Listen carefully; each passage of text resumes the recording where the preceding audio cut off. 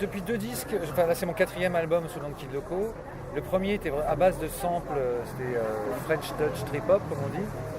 Le deuxième c'était plus rock, pop, et j'avais un chanteur anglais, Tim Keegan, et une chanteuse, Louise Keane, écossaise. Et le dernier, c'est le premier où l'avant-dernier, c'est le premier où j'ai chanté. J'avais fait les autres titres, d'habitude je fais des démos puis j'allais aller voir des chanteurs. Et là j'avais fait la même chose, puis je me dis bon ça va, ta voix elle est supportable, donc t'assumes. Et donc celui-là c'est un peu la continuation de celui d'avant. Pour moi après, c'est pas tout à fait la même musique, mais ça reste quand même un format, c'est toujours avec des beats faits à base de samples ou de boîte à rythme. Mais par contre tous les instruments sont joués derrière. Ça reste pop, rock, psyché, des côtés un peu groove à des moments.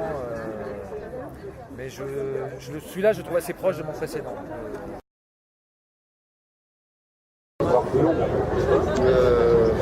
J'ai déjà fait beaucoup de collaborations avec les remix, j'ai fait des collaborations avec les productions, j'ai fait des tributes, j'ai bossé avec Jarvis Cocker. Et après, dans l'absolu, non. Par contre, il y a toujours des rencontres qui font que ça devient intéressant. Par exemple, pour Jarvis Cocker, c'est Pulp qui m'avait demandé de faire un remix. Moi, je connaissais pas Pulp. Je connaissais juste qu'il avait dansé avec Michael Jackson et qu'il avait fait Scandale. J'ai trouvé ça super drôle. Je connaissais leur premier disque que je trouvais immonde. Et donc, il me propose. Et la proposition, déjà, c'était bien parce que c'était sur une major, mais c'est lui qui m'a téléphoné. En général, c'est pas le cas. Et on s'est rencontrés avant que je fasse le remix, et on a sympathisé. Et là, j'ai écouté leur album et j'ai trouvé ça super bien. Mais c'est un mélange de tout, c'est un mélange du personnage qui est super talentueux, qui est super sympathique. Il donne beaucoup J'ai rencontré Rodolphe Berger aussi, qui est un peu le même type de personnage, des gens qui bossent beaucoup, et qui sont super prêts à filer un coup de main, à faire des collaborations. C'est ça qui est intéressant. Après, d'avoir j'ai des gens que j'ai adorés, des jours où je les ai rencontrés, j'étais super déçu, donc je ne vais pas taper là-dessus. Par contre, sinon mon rêve, mais pareil, j'aime moins leur dernier disque, ça aurait été des guitaristes rythmiques dans Primal Scream. Ça, c'est super.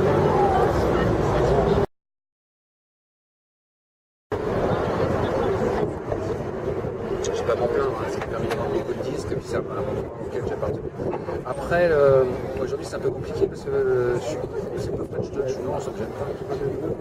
Sauf que je fais pas. Enfin, ça dépend ce que.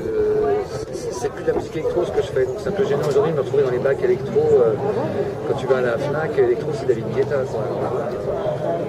Je préférerais être en alternative ou un truc comme ça, mais à partir du moment où une chaîne comme la Fnac t'a référencé dans une catégorie, c'est super difficile d'en sortir. Ça, je trouve ça un peu pénible. J'ai vu maintenant c'est French Touch 01 marque, parce qu'il y en a eu d'autres après qui sont arrivés. Ouais, moi je me suis fait ça m'intéresse pas. J'ai pas l'argent des gamins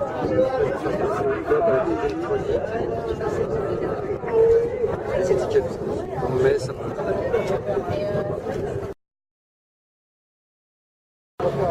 c'est pas ça que j'aime pas, c'est tout le processus pour.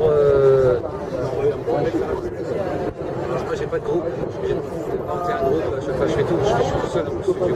Il y a des musiciens qui viennent, mais donc j'ai pas les morceaux, j'ai joué une fois, puis après j'ai joué plus jamais de ma vie. Donc tu les composes, tu enregistres en disque, un an après tu sors ton disque, tu dois aller en tournée, tu se replonger là-dedans. Moi, pareil, je suis guitariste au départ, mais j'ai pas le temps d'en jouer, donc je suis obligé de apprendre les titres, apprendre les paroles, d'en mettre dans un chef d'orchestre.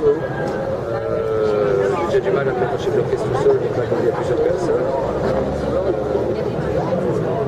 Voilà, donc c'est un peu le mettre en route qui est un peu compliqué pour moi. Après, quand je suis sur scène, ça va, quoi.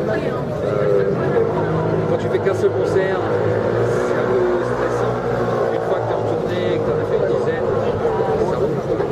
Dans mon dernier album, il y a beaucoup de balades, et quand tu joues sur scène, les gens ils apprécient, mais tu vois les réactions qu'à la fin quand ils applaudissent, alors que quand tu fais des trucs plus rapides, tu vois que les gens ils dansent, et ça c'est marrant, quoi. C'est une autre vision aussi. Moi, je fais beaucoup de DJ, c'est pas du tout mon rapport. Là, c'est pour faire danser les gens et je joue pas la musique. Et la scène, c'est quelque chose de différent.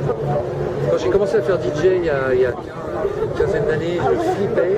Et quand je montais sur scène, j'ai joué avec Pulp devant 16 000 personnes, je n'avais pas peur et tout ça. Maintenant, c'est l'inverse. Comme je fais pas souvent la scène, j'ai tendance à plus stresser.